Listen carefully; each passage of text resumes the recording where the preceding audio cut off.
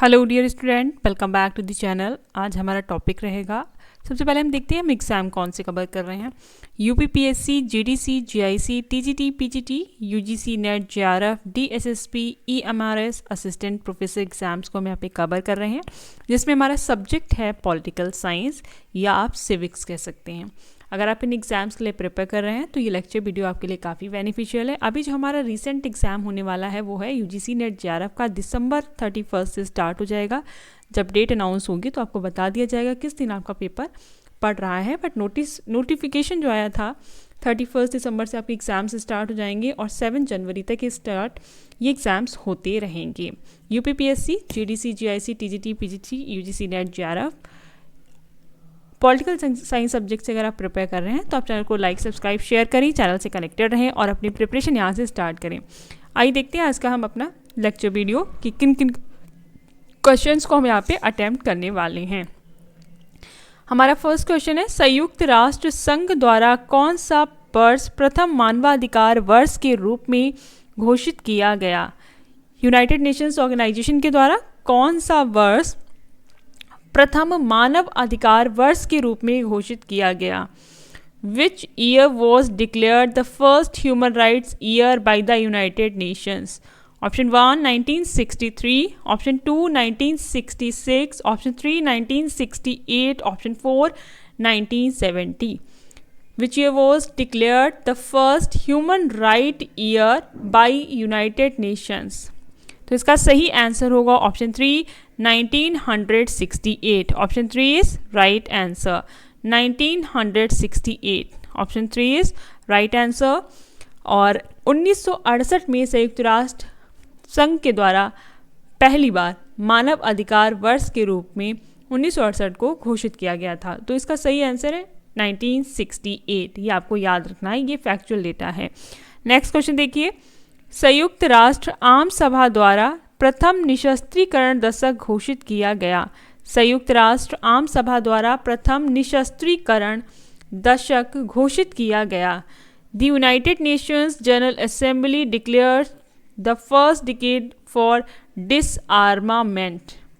पहला दशक जो निशस्त्रीकरण दशक के रूप में घोषित किया गया था वो कौन सा है?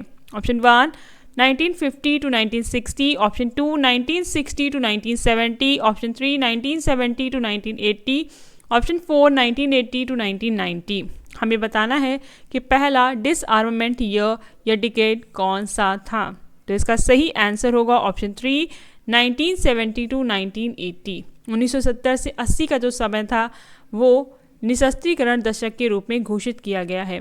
अगर आपको कोल्ड वॉर पीरियड याद होगा तो आप समझ पाएंगे कि 1970 से 80 का समय जो था वो किस वजह से निशस्त्रीकरण दशक घोषित किया गया था। कोल्ड वॉर के पीरियड को अगर आप याद कर पा रहे हैं तो आपको आइडिया लग जाएगा। आइए नेक्स्ट क्वेश्चन देखते हैं। हमारा नेक्स्ट क्वेश्चन क्या है? अंतर्राष्ट्रीय कानून विधि शास्त्र का तिरोहित बिंदु है, किसने कहा है? इंटरनेशनल लॉ विधि शास्त्र का तिरोहित बिंदु है, यह किसने कहा है? Who said international law is the vanishing point of jurisprudence?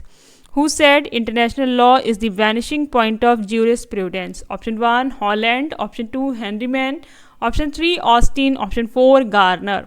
तुम्हें बताना है कि ये स्टेटमेंट किसका है। International law is the vanishing point of jurisprudence, अंतर्राष्ट्रीय कानून विधि शास्त्र का तिरोहित बिंदु है। हमारा सही आंसर होगा ऑप्शन 1 हॉलैंड। ये हॉलैंड का स्टेटमेंट है, उन्होंने ये स्टेटमेंट दिया था about international law. Option 1 is right answer. Next question देखिए, यूरोपीय संघ का मुख्यालय कहाँ स्थित है? Where is the headquarter of European Union located? Where is the headquarter of European Union located? यूरोपीय संघ का मुख्यालय कहाँ स्थित है? Option A Paris, option B Brussels, option C Berlin, option D London. तो आपको पता होगा इसका मैंने पहले भी लेक्चर रिकॉर्ड किया है इस तरीके का, जिसमें हमने हेडक्वार्टर्स की बात की है। जिन्होंने देखा होगा उनको आइडिया होगा कि यूरोपियन यूनियन का हेडक्वार्टर कहाँ है। ऑप्शन बी ब्रुसेल्स में है। Option B is right answer. Brussels में यूरोपियन यूनियन का हेडक्वार्टर स्थित है। ये आपको याद रखना है। इस तरीके के हेडक्वार्टर बेस्ड, कब इस्टेब्लिशमेंट हुआ था, कितनी कंट्री पार्ट हैं, इस तरीके के क्वेश्चंस आते हैं। आइए नेक्स्ट क्वेश्चन देखते हैं। हमारा नेक्स्ट क्वेश्चन क्या है?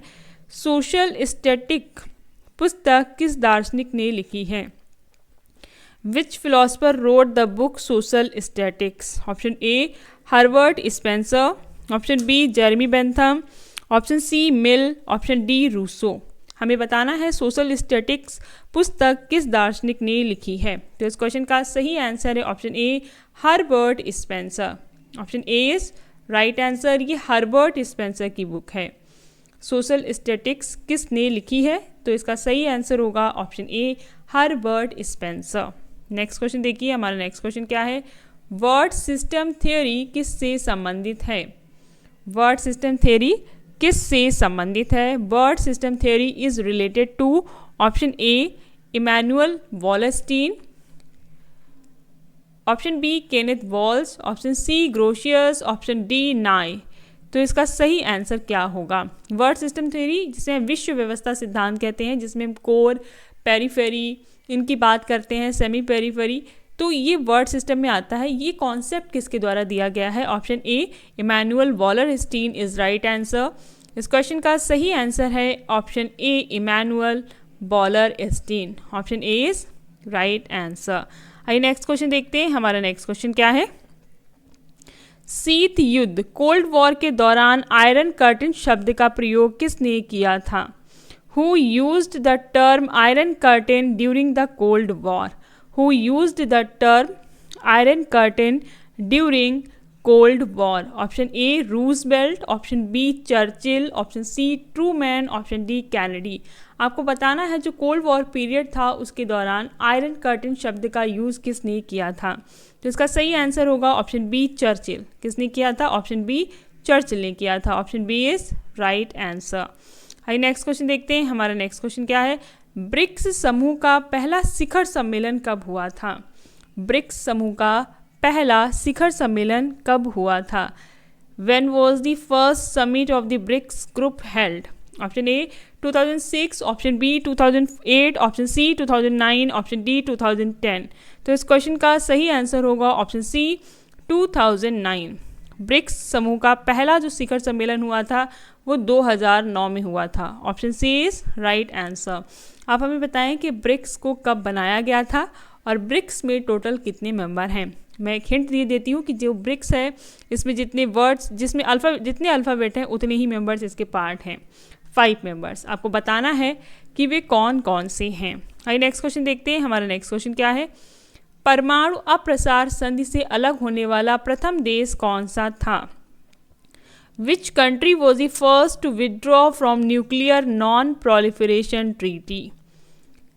Which country was the first to withdraw from the nuclear non-proliferation treaty? हमें बताना है परमाणु अप्रसार संधि से अलग होने वाला पहला देश कौन सा था? Option 1 China, option 2 Cuba, option 3 north Korea, option 4 घाना। तो इस क्वेश्चन का सही आंसर है option 3 north Korea. Option 3 is right answer. क्या है इसका सही answer? North Korea. Next question देखिए। हमारा नेक्स्ट क्वेश्चन है संयुक्त राष्ट्र संघ के चार्टर पर मूल रूप में कहाँ हस्ताक्षर किए गए थे? Where was the United Nations charter originally signed? Option 1 New York, option 2 San Francisco, option 3 Paris, option 4 Geneva. तो आपको बताना है इस क्वेश्चन का आंसर कि संयुक्त राष्ट्र संघ का जो चार्टर था उस पर साइन कहाँ पर किए गए थे और टोटल कितनी कंट्रीज़ ने फर्स्ट टाइम साइन किया था। तो इसका सही आंसर होगा option 2 San Francisco. San Francisco. अगर आपको पता है कि टोटल कितनी कंट्रीज़ ने फर्स्ट टाइम पे यूनाइटेड नेशंस चार्टर में साइन किया था तो उन्हें कमेंट करके बताएं। Option 2 is right answer San Francisco. Next question देखिए। मैक्स वेबर का कार्य केंद्रित है।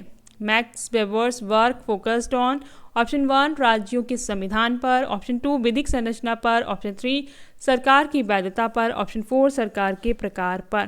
तो इसका सही आंसर एक बार इंग्लिश में भी देख लेते हैं। The constitution of states, option 2 the legal structure, option 3 the legitimacy of government, option 4 types of government. तो इसका सही आंसर है ऑप्शन 2 द लीगल स्ट्रक्चर। विधिक संरचना पर मैक्स वेबर का कार्य संकेंद्रित है। Option 2 is right answer. अगर आपको लेक्चर्स पसंद आने तो चैनल को सब्सक्राइब करें, चैनल से कनेक्टेड रहें। Thank you for watching till and and all the very best for your upcoming exams. अगर आप UGC नेट JRF के लिए प्रिपेयर कर रहे हैं तो आप चैनल को सब्सक्राइब करें सो दैट आपको जैसे ही लेक्चर अपलोड किया जाए वैसे ही इमीडिएट अपडेट मिल पाए। Thanks for watching till end and all the very best for your upcoming exams.